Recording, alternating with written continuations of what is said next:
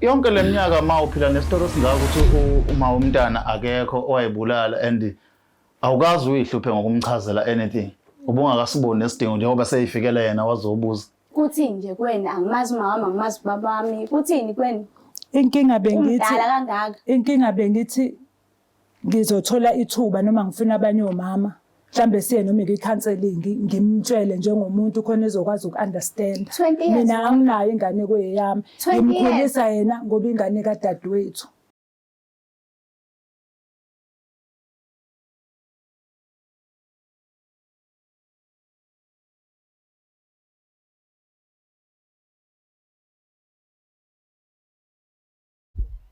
Babukeli beBlack Life TV emakhaya kaMalam King Sicaka ngwakaluqa mhlawumbe niyayibuza nayiphendula ukuthi ngifunani phandle kuba umuntu wasendlini hayi nganza ukuthi sekusukile lokho abantu basibhalele ke bekhuluma ngezinto ezahlukahlukene sadecide ke njengabantu nathi abalalelayo la kwiBlack Life neteam yakhona isiyonke abantu bakhala kakhulu ngalezi zinto zokuthi ababazi obaba babo kwase ke kuqhamuka uhlelo olubizwa ukuthi angimazi ubaba sibona selapha ke endaweni yakangcolosi budeduze neNatadam njengoba niyibona nje sizolandela udaba lontombazanyana omncane othi usehlale iminyaka engu20 azalwa kodwa uyise akamazi kodwa umama wakhe uhambe emintroducer kobaba sekuze kwathathu ziningi izinto ayixoxayo lo sisi akhuluma ngazo ngodaba lwakhe leli siqephu ke lesa sikusona namhlanje sosilandela kuze kube sekugcineni kodwa komanje hambani nathi singena phansi sizwe ukuthi ngabe udadewethu ukhala ngani.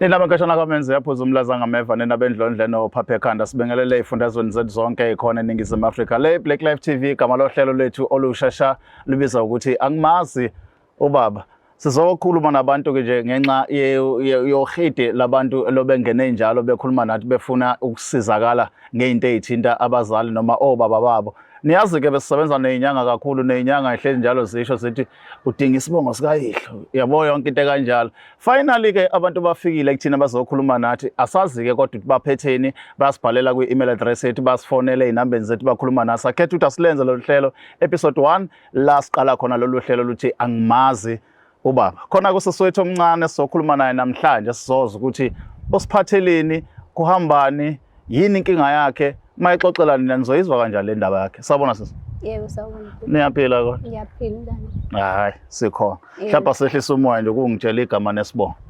Usibonga Buthelezi ngina 20 years. Hayibo. Ngihlala khona la eMolweni. Sunenkinga una 20 nje? Yo hey so ngihlala noma wami. Yeah. So sambe sihlala asikaze sahlala ekhaya.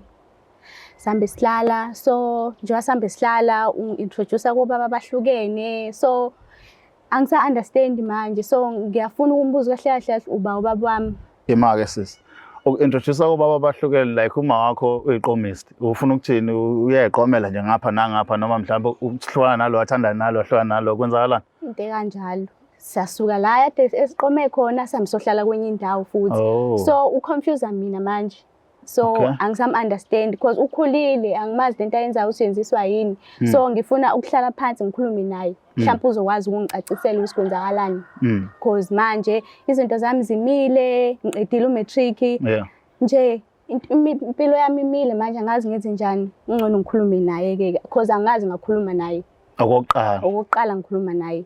Wona mangabe ezinye izingane ezijabulela baba bazi ukuthi khona ubaba ulethe something for mina wena leyo gebha uyazi nje leyo nto nje uyazi yo angiyazi shame futhi ufila kanjani ngiphatha kabi shame ngifuna ungasho ngiphatha kabi because nje ubaba ngiyamdinga okwangempela iziningi nje izinto engingazazi engabe zenziwa ubaba kodwa akekho because nje lade ngihlala khona indoda yakhe bisiqala ukungithinta abange bisiqala ukungithinta so mangimtshela kube ngathi akangithathi serious hayibo sagcina futhi simuvile ke nje wasesimuva futhi manje ke sihlala nomunye futhi still aka understand into ukuthi akacabanga ukuthi lo muntu lo kade ngithinta nalo esikuyena manje uzongithinta ungasakwenzeka so mhlambe today uzoba nayo incazelo imake ngani yakwethu awungitshelela ukuthi njengoba ubaba bebathathu abantu abafani lo nalo nezingane zakhe mhlawumbe eqhamuka ngaphandle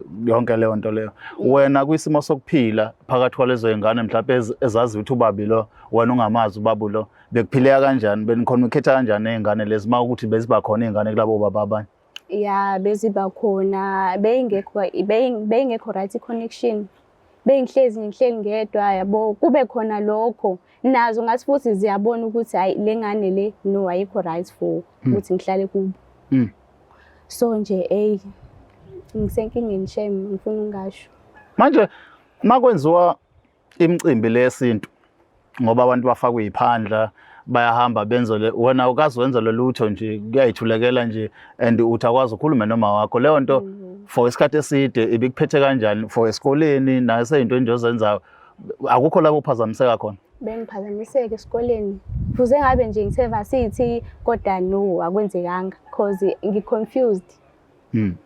ngiconfused shame. Tell me more nge-education yakho njengoba ukhuluma ngevarsity nje mhlambe sibuyele emuva kancane kuhambe kanjani ekufundeni ibona labo baba bekuseka ekufundeni noma uma wakho uyasebenza naye bekwenzakalani ya besebenza uma nabo bebenakho lokho but nje even i-matric wami ngizange ngizongiphathe kahle bengingakwazi ukufunda because ngithi ngiyafunda nangu umuntu wakhe useyaqala uyangibamba because kumele the time ngifunde kumele ngibe ngedwa khona ngeke ngiphazamiseke because ngibhalela u-matric afike-ke lo baba lo uyangibamba amathambo ngifaka isandla hawu kwenzakalani manjeni kwaphela bengithi ubaba kumina lutho umuntu ngcono uma kubuyena ochazayo-ke usikahle kahle ubaba wami imuphi so una 20 manje baye bathi umuntu uqala ukuba mdala ena-18 qaleke kube nezinto ezishintsha even emzimbeni wakhe ake sikhulume ngawe-ke nje personal eceleni njengentombazane encanyane ekhulayo mhlambe lento eyenziwa ubaba lo omshoyo lapha ekhaya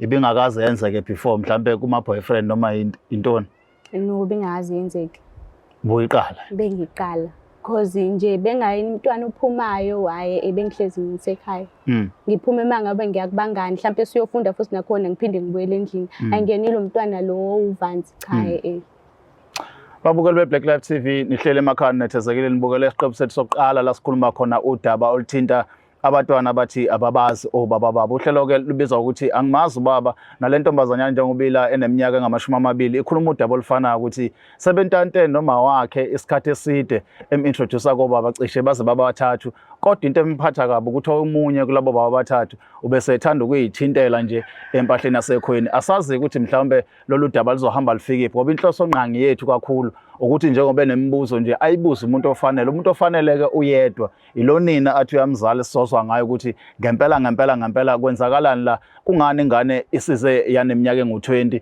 ingamazi baba oyizala mhlawumbe kogogo-ke onabo sise abaqhamuka esayidini kama abaqhamuka esayidini ake ngingakuyeki kukababa ngoba vela umazi esayidini kama kakhulu abekho anti ogogo omzala mhlawumbe ungathi uma ubuza kubona bakutshele into eqondile abekho ihlobo zaziyo kamakho no azikho kwakhona nje koma angikwazi mina ubejwayele ukuthi asho ngama-weekend sizovakasha sekuthulekile futhi ngingambuzi futhi nami ngithulekeke shuthi wena ubuye insizwa wabo ubizwa umakhulela kubo boyfriend kama shuthi so ngoba yona into yaziyo kuphela lokhu njalo ukhulela nje kuma boyfriend siyadlula nje siyahamba siyanhlanhlatheka nje emzini yabantu yo manje-ke masingena siya kuma siyokhuluma naye imiphi imibuzo ocabanga ukuthi unayo ufuna ukumbuza ufuna kuphendula kuyona ukuthi ubani babami ukuphi eKhaboma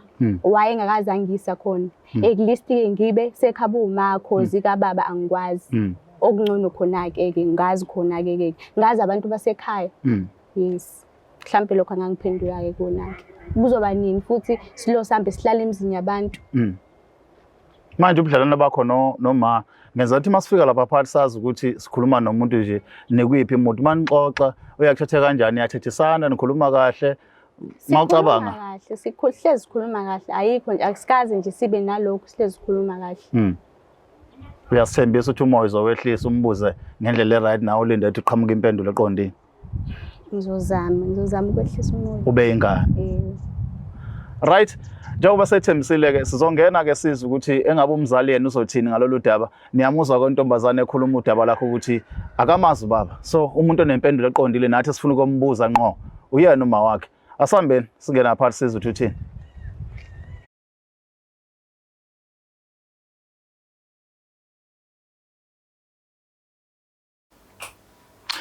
Okay, sasibuya sangena la ngaphakathi sokhuluma ke manje nomzali wentombazane besikhuluma nawo singaphandle sizozwa okuningi mhlawumbe ngicabanga ukuthi sisale ngakho lapha ngaphandle. Mom, asibingelele. Yebo njani baba? Sikhona njani? Hayi siyancenga nathi. Igama lami ke mina baye bangibiza uKing Sichaka ngokaluqa.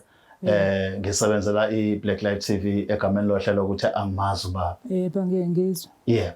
So la siye sithathe icelo zabantu uma ngabe becela ukuthi bacela ukufuniswa obaba babo siyithathe sicubungule bese ke silandela lolo daba njengoba kunjalo iyona nto ke esenze safika la ekhaya namhlanje sihamba naye ke untombazana ngicabanga ukuthi uyambona untombazana ngiyambona indodakazi wakho yebo undodakazi ke unodaba afisa ukuthi akubuze kabanzi ngalo engicabanga ukuthi ke ngizotetela yena ukuthi ayikhulumele mhlambe bese uma eyaphendula la ngaphendula khona. Kodwa akazangitshele lutho. Lutho nje? Akazangitshele lutho. Unenkinga yini? Ma, we are right. Ngi-right mntanami. Mina ngikho right. Pho yini edala ukuthi ubiza abantu ungakhulumanga nami? Bengakwazi ukukhuluma nawe kahle. Ngobani? Singasitholi isikhathi sesobabili. Nginenkinga mala. Angifuna ukwazi ubaba wami. La sihlezi sihlala khona. Angazi why sihleli lapha. Ubaba wakho uyamazi nje sihlala naye ubesondla sihlala naye uyamazi nje ubaba wakho. Lo wesibili. Owesibili mophela. Naye baba wami lo kade sihlala naye. Ubaba wakho lo sihlala naye manje.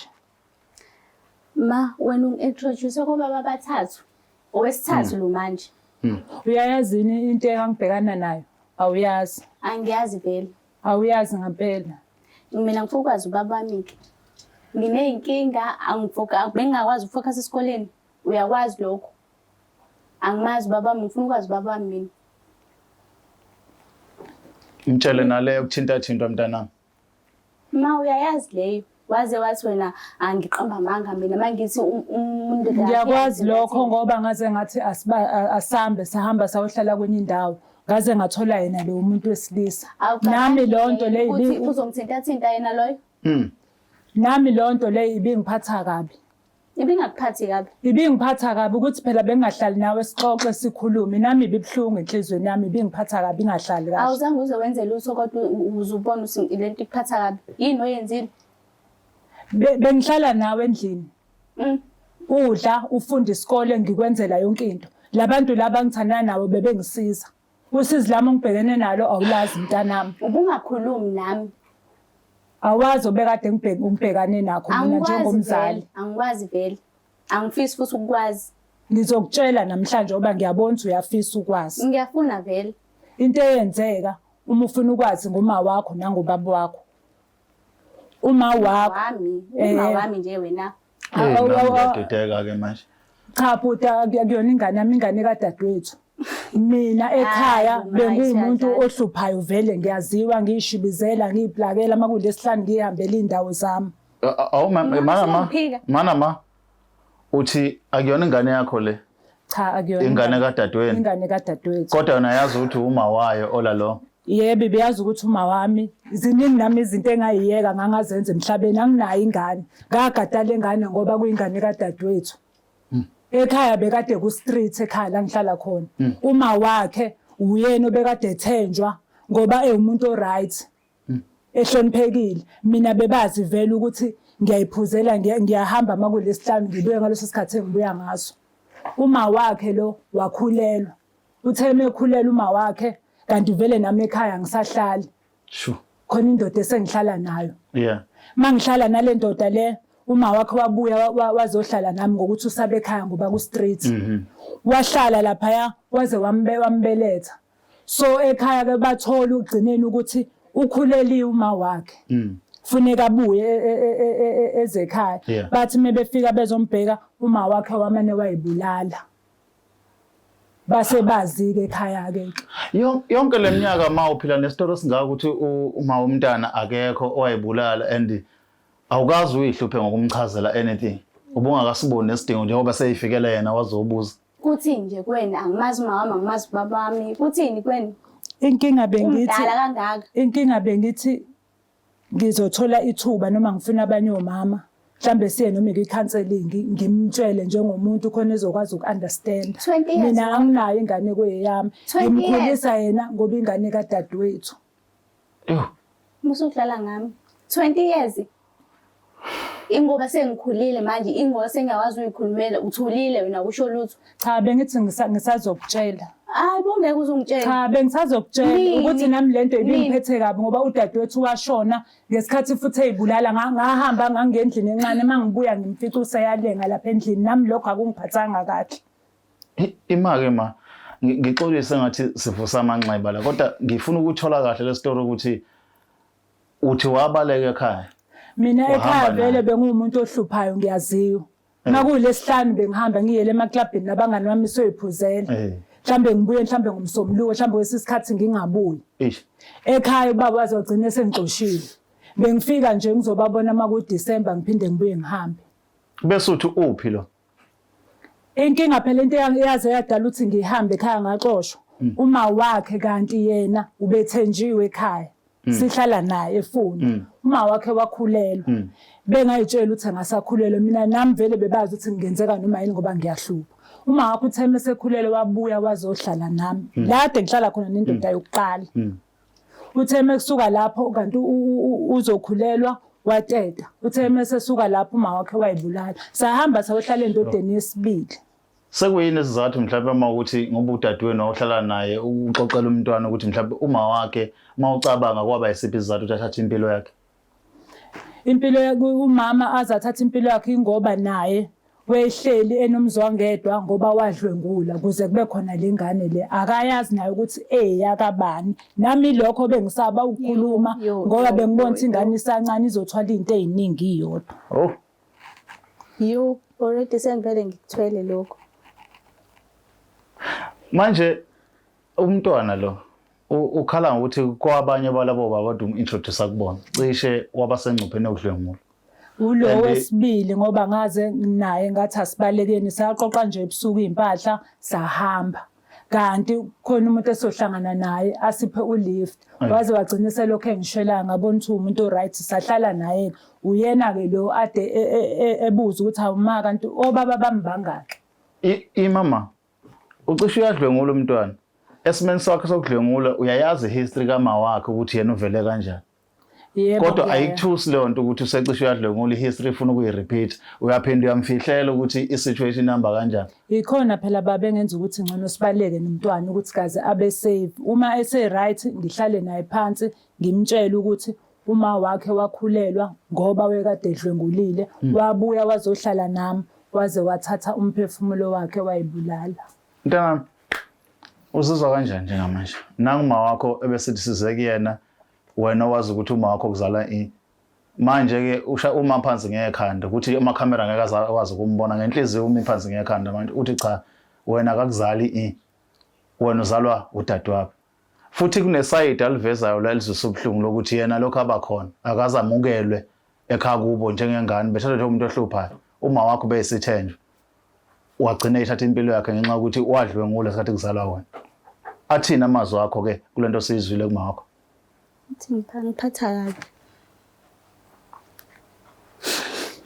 Ngiphatha kabi nje lawo manje lawo. Mina ngazi ukuthi wena uma wami. Ngiyaxolisa.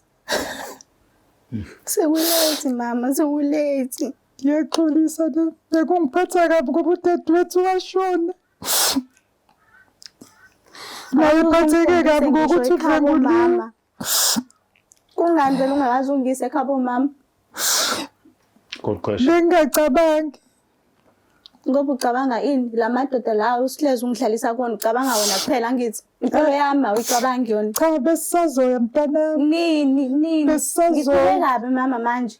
ukuthi nami lento ibingiphethe kabi Ayikho nje into ekade ikuphethe emphefumulweni. kabi la, ayikho into ekuphatha kabi la. Hawu uya-act nje manje. Hawu. Ibingiphethe kabi nje bekubuhlungu nje noma ngilele ebusuku bengiyicabanga lento nje. Binganginika ukuphumula.